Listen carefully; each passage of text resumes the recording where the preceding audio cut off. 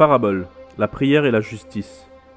Jésus leur dit une parabole pour montrer qu'ils devaient toujours prier sans se décourager. Il dit : Il y avait dans une ville un juge qui ne craignait pas Dieu et qui n'avait pas d'égard pour personne. Il y avait aussi dans cette ville une veuve qui venait lui dire : Rends-moi justice contre ma partie adverse. Pendant longtemps, il refusa. Mais ensuite il se dit : Même si je ne crains pas Dieu et n'ai d'égard pour personne, puisque cette veuve me fatigue, je vais lui rendre justice afin qu'elle ne vienne pas sans cesse me déranger. Le Seigneur ajouta : Écoutez ce que dit le juge injuste. Écoutez ce que dit le juge injuste. Et Dieu ne fera-t-il pas justice à ceux qu'il a choisis et qui crient à lui jour et nuit ? Les fera-t-il attendre ? Je vous le dis, il leur fera rapidement justice. Mais quand le Fils de l'homme viendra, trouvera-t-il la foi sur la terre ? Il dit encore cette parabole à l'intention de certaines personnes qui étaient convaincues d'être justes et qui méprisaient les autres. 2 hommes montèrent au temple pour prier. L'un était un pharisien, l'autre un collecteur d'impôts.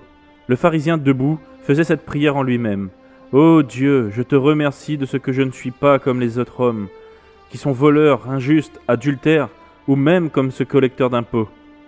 Je jeûne 2 fois par semaine et je donne la dîme de tous mes revenus. » Le collecteur d'impôts, lui, se tenait à distance et n'osait même pas lever les yeux au ciel. Mais il se frappait la poitrine en disant : « Ô Dieu, aie pitié de moi, qui suis un pécheur. » Je vous le dis, lorsque ce dernier descendit chez lui, il était considéré comme juste, mais pas le pharisien.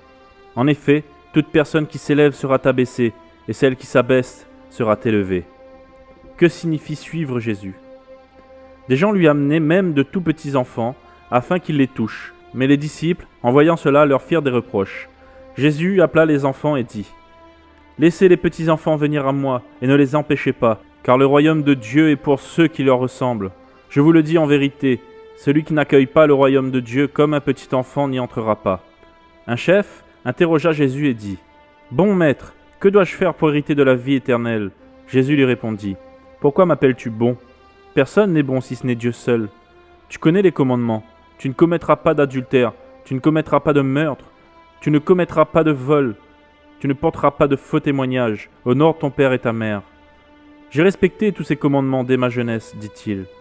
Après avoir entendu cela, Jésus lui dit : Il te manque encore une chose.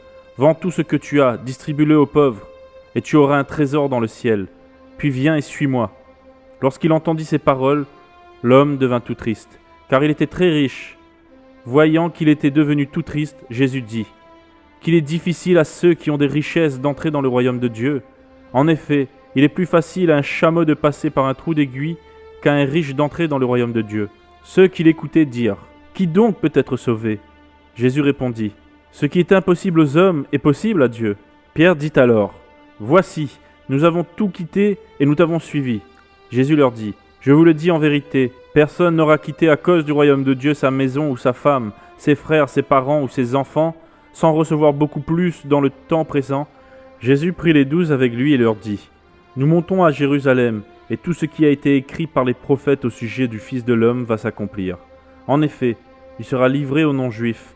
On se moquera de lui, on l'insultera, on crachera sur lui, et après l'avoir fouetté, on le fera mourir. Le 3e jour, il ressuscitera. Mais les disciples ne comprirent rien à cela. C'était pour eux un langage obscur, des paroles dont ils ne saisissaient pas le sens. Jésus à Jéricho. Comme Jésus était près de Jéricho, un aveugle était assis au bord du chemin et mendiait. Il entendit la foule passer et demanda ce qui se passait. On lui dit : « C'est Jésus de Nazareth qui passe. » Alors il cria : « Jésus, fils de David, aie pitié de moi. » Ceux qui marchaient devant le reprenaient pour le faire taire. Mais il criait beaucoup plus fort : « Fils de David, aie pitié de moi !» Jésus s'arrêta et ordonna qu'on le lui amène. Quand il fut près de lui, il lui demanda : « Que veux-tu que je fasse pour toi ?» Il répondit : « Seigneur, que je retrouve la vue. » Jésus lui dit : « Retrouve la vue, ta foi t'a sauvé. » Il retrouva immédiatement la vue et suivit Jésus en célébrant la gloire de Dieu. Voyant cela, tout le peuple se mit à adresser des louanges à Dieu.